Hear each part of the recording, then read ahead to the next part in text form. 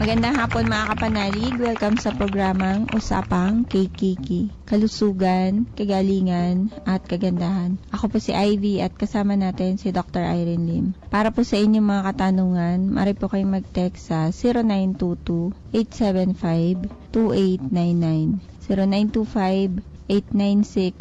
0925-896-1689 at 0917-810-6169. Para po sa may mga YouTube at Facebook, pwede nyo pong hanapin si Doc. Type nyo lang po ang Dr. Irene Lim. Gandang hapon, Doc. Magandang hapon pong muli sa inyong lahat at welcome po sa ating talakayan sa Usapang KKK. Ang inyo pong lingkod, si Dr. Irene Lim, ang magbibigay na naman po sa inyo ng panibagong kaalaman. And always remember that knowledge is power. Ligtas ang may kaalaman. And when you lose your health, you will lose everything. And ako po ay hihingi ng inyong like at pakishare po at mag-subscribe na rin po kayo. I-type nyo lamang ang Dr. Irene Lim both sa YouTube and sa Facebook. Yung mga na-miss out nyo pong episode, pwede nyo pong i-search dyan.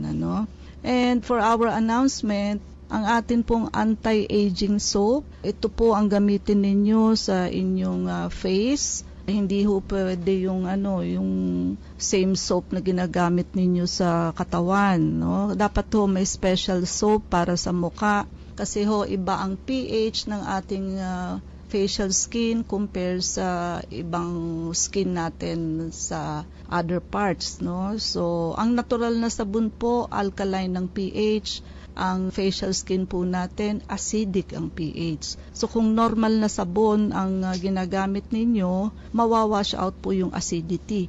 So isa ho yan sa nagiging cause ng pagpipimples.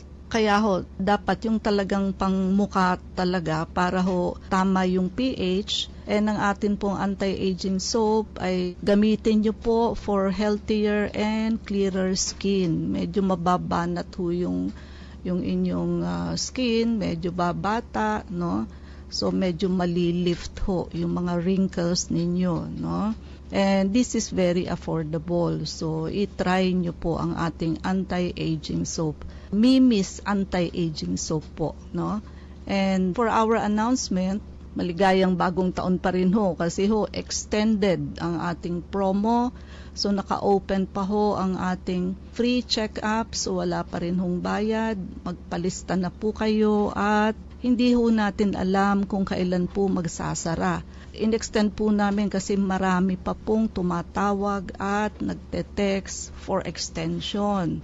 Marami pa hong gustong humabol. Makihabol na po kayo. Nandiyan pa rin ho ang free urine and sugar testing. Also yung ating colon cleansing for your referral, and naka-promo package pa rin ho ang ating detox plus blood cleansing plus with or without vector scan. But if I were you, choose the one with vector scan. Napakalaki ho ng benefit. Ang vector scan ho, it catches the body before the onset of diseases. Wala pa ho kayong sakit, sasabihin niya na ho sa inyo kung humihina na ho yung isang organ ninyo, lalo na ho sa may mga lahi ng cancer. So, it runs in the genes. So, pag nakita ho natin yung tatlong root cause ng cancer, meaning kandidato po ang pasyente na magkaroon ng cancer. So, we still have time to remove that para hindi na humauwi sa pagkakaroon ng cancer. And also, yung may mga lahi ho ng stroke and heart attack and diabetes, ahead of time makikita na ho natin kung barado ho ang circulation ninyo. And maa-address po natin agad. We have a protocol also for this para hindi na ho kayo ma-stroke and ma-heart attack. At sa vector scan ho, makikita nyo po lahat ng mga mikrobyo. So, bacteria, virus, fungus, protozoans like amoeba and parasite. Lahat ho ng allergens, lahat ng chemicals na naipon po ninyo sa katawan since birth. And ang vector scan po, more than 90% po ang accuracy nito. Hindi po subjective ang resulta. So, yung machine po kasi ang mismong magbabasa. So ako ho bilang doktor, ipapaliwanag ko lamang sa pasyente. Unlike your ultrasound, CT scan, MRI, X-ray, subjective po ang result. Depende sa tingin ng nagbabasa.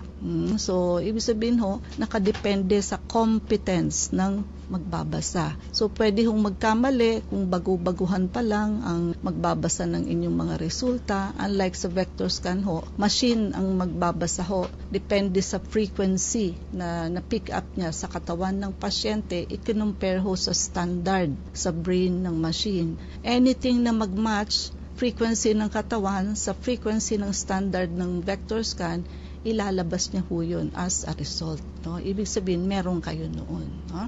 Ito ho ay isang Russian technology, which is, it belongs to sound energy. So, energy medicine pa rin ho ito. Papunta na ho tayo sa ganitong advanced medical technology. No? Hindi na rin ho puro tabletas.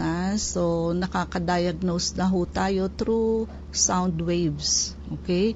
And yung atin pong high-dose vitamin C, so siya po ang blood cleansing natin na naka-promo.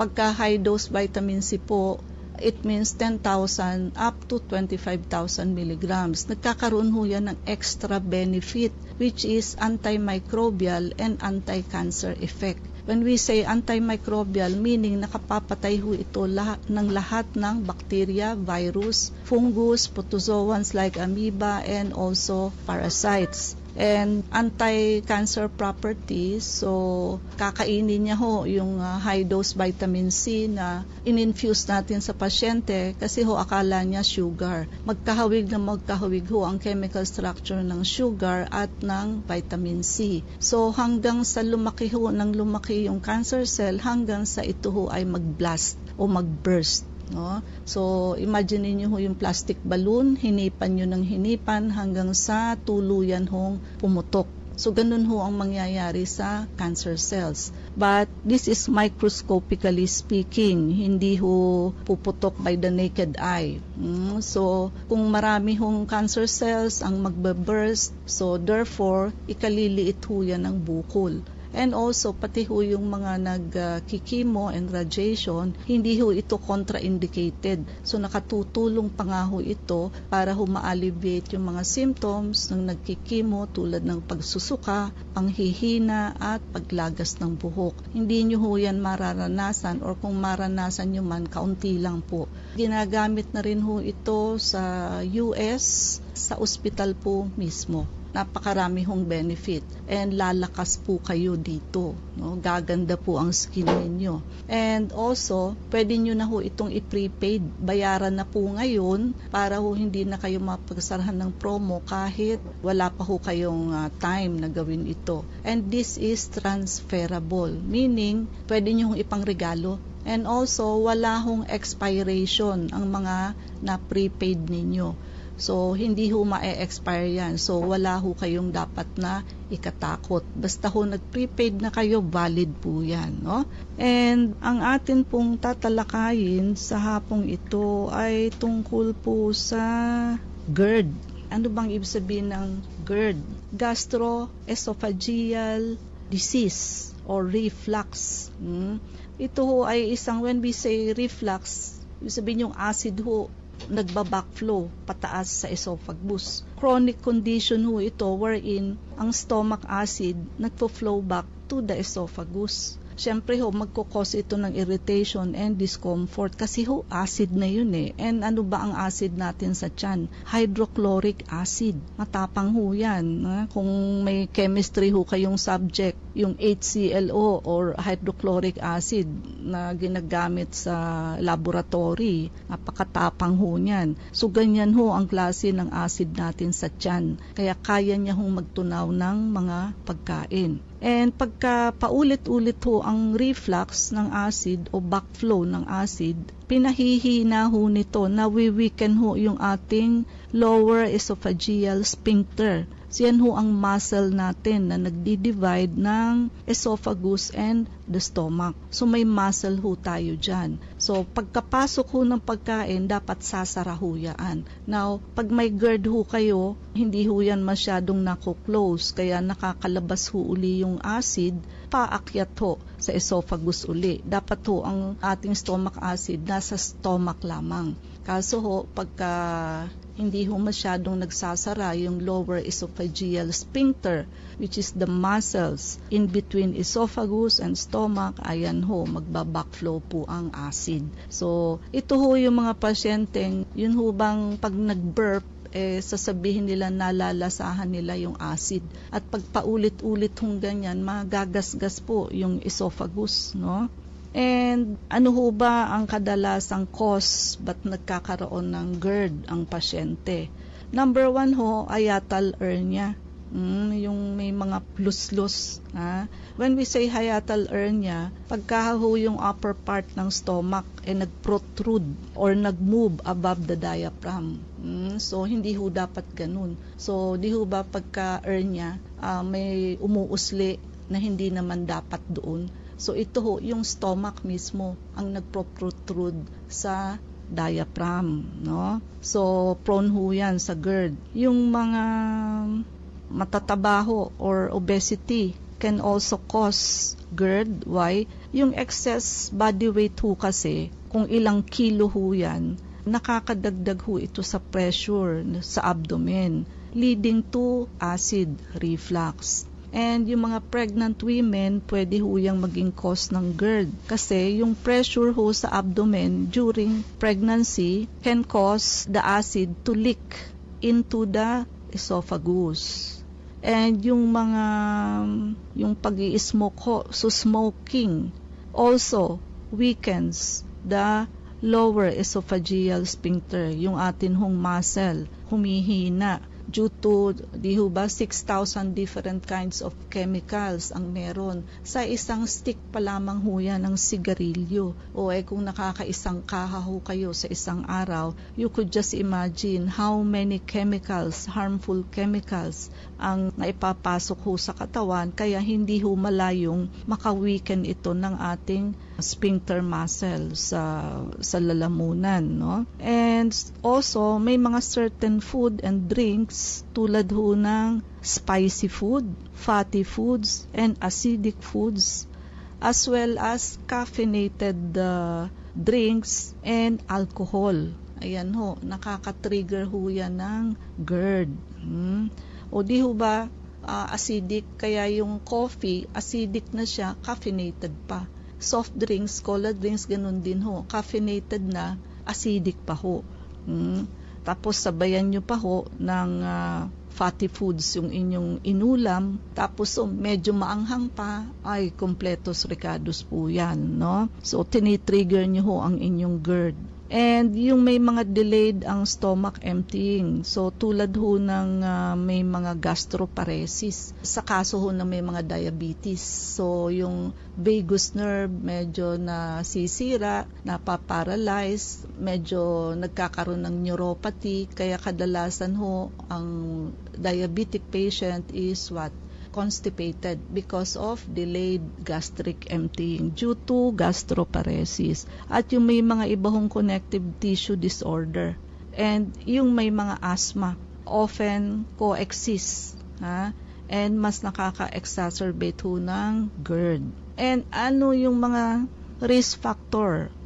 So the older we are, the more prone to GERD due to, syempre ho, weakened muscle tone. Pag may edad na ho tayo, humihina ang ating muscle tone and other age-related factors. So, yung paninigarilyo, as we have mentioned a while ago, yung mahilig sa spicy foods, acidic foods, caffeinated foods, and mahilig hong uminom ng alak. Syempre ho, katulad ng nabanggit natin, yung obese, ayan, no? At yung pregnant women, ayan, sila ho ang mas high risk na magkaroon ng GERD. Now, ano ho ba ang possible complication kung hindi ho natin magagamot ang GERD, no? So, pwede hong magka-esophagitis. meaning ho, magkakaroon ng swelling or inflammation yung esophagus.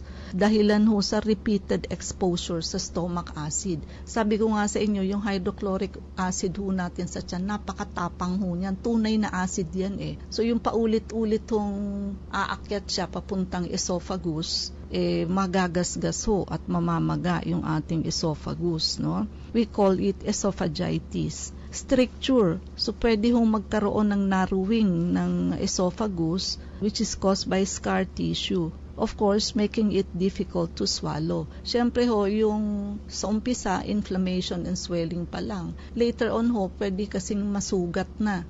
Masugat yung ating esophagus and later magpo-form ho yun ng scar tissue. So, pag paulit-ulit ho at dumadami na yung scar tissue, magkokos na ho yan ng narrowing ng daanan ng esophagus. So, mahihirapan hong lumunok ang pasyente. At yung may mga Barrett's esophagus, ito ho ay long-term inflammation that may lead to changes sa cells lining the esophagus and increasing the risk of what? Esophageal cancer. Siyempre ho, sa paulit-ulit na reflux ng acid, yung mga normal cells ho doon sa esophagus, nababago na ho. So, nagkakaroon ho ng changes sa cell. Ayan, nauuwi ho pwedeng mauwi sa esophageal cancer. At yung may mga respiratory issue, so pwede ho kasing magkaroon ng aspiration ng stomach content. Yung laman ho sa tiyan, siyempre ho magre-reflux, di ho ba? Aakyat. Minsan ho, pwede ho itong makapasok sa ating lungs, no? Kasi minsan ho, 'di ba, pag magbe-burp ka, hindi mo naman sinasadya yung pagbe-burp. Paminsan ho, kung sunod-sunod ang burp ninyo, pwede ho kasing accidentally makapasok ho yan sa ating baga, no? Causing asthma and also aspiration pneumonia. Isa ho sa pinakamahirap gamutin ang aspiration pneumonia. Kasi when we give antibiotics, it is only the germs na tumubo doon sa stomach content na nalaglag sa baga. But how can you remove the foreign body, yung stomach content na nalaglag ho sa lungs, no? Hindi nyo ho yun maaalis. Kaya very difficult ho ang aspiration pneumonia. Speaking of aspiration pneumonia, wag ho kayong kumakain at umiinom ng nakahiga or naka-recline lang. Kailangan ho kayo'y talagang nakaupo. Huwag niyo hong gagayahin yung mga sa pelikula na nakahiga ho, itataas lang ng kaunti ang ulo tapos pahihigupin ng sabaw or pakakainin ng lugaw. Hindi ho tama yun, mali ho yun. Pwede hong mag-aspiration pneumonia ang pasyente sa ganun. Imbis ho ang pasok sa tiyan, pwede hong maligaw sa lungs. Aspiration pneumonia. May mga namatay na ho sa ganyan, no? Napunta ho sa baga. Kaya maling-mali ho yung mga sa movies na nakahiga, iaangat lang ng kaunti ang ulo, tapos pahihigupin na ng sabaw. Kailangan ho, pag kumakain, hindi kayo hihiga, hindi kayo sasandal. Kailangan ho nakaupo talaga kayo. Tandaan nyo po yan. Pwede hong magkaroon ng esophageal ulcer. Hindi lang ho sa tiyan nagkakaroon ng ulcer. So sa simula ho, inflammation lang. Later on ho, masusugat na. Yung mga open sore ho may develop sa lining ng esophagus. So pwede na naman ho yung maging precancerous lesion in severe cases. Tulad ho ng Barrett's esophagus. Kaya ho nagkakaroon ng strictures kasi nga ho sa simula inflammation, swelling. Later on ho, yung inflammation magiging sugat, esophageal ulcer. Siyempre ho, pag nag-heal yung ulcer, magkakaroon ng scar formation. Sa dami ho ng scar formation, magkakaroon ng stricture or narrowing esophagus, no? Paano ho natin mape-prevent, no? Siyempre ho, dapat nasa ideal body weight tayo, mag-lose ho ng excess weight, eat smaller foods, more frequent meals, wag ho yung one time, big time. Avoid trigger foods, spicy, acidic, caffeinated foods. Avoid alcoholic drinks. And do not lie down immediately after eating. Dapat ho, mga 3 to 4 hours after eating, bago kayo mahiga. Kailangan ho, pag may GERD kayo, mas mataas ho ang inyong head. So, kailangan ho, i-elevate nyo ng 6 to 8 inches ang inyong bed para ho yung acid hindi ho mag-reflux. Kasi pag mas mataas ho ang ulo ninyo, yung pull of gravity, syempre pababa. So, hindi ho makaka-flow yung acid pabalik sa inyong esophagus. No? I-manage ho ang stress kasi ho ang stress can increase our acid production sa stomach. And magsuot ho ng mga loose clothing, especially sa waistline. Pag masikip ho ang belt ninyo, maiipit ho ang stomach, nakakadagdag ho sa pressure ng stomach, that will contribute to acid reflux. Ang kadalasan hong ginagamit na treatment, antacid, to neutralize the acidity. Dati ho ang ginagamit H2 blocker to reduce the acid production, but lately ho ang ginagamit proton pump inhibitor na ho, which blocks.